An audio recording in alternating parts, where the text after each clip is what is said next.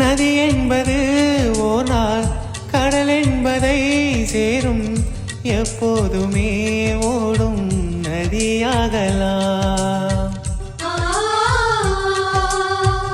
ரோஜா செடி போலே நீ பூக்கலாம், இங்கே காற்றோடு போராடும் குணம் வேண்டுமே.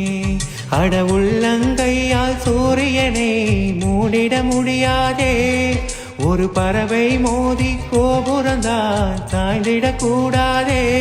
தோழனே தோழனே ஓவியன் கைவலி சித்திரம் ஆகுது, ஒவ்வொரு வழியிலும் சாதனை உள்ளது.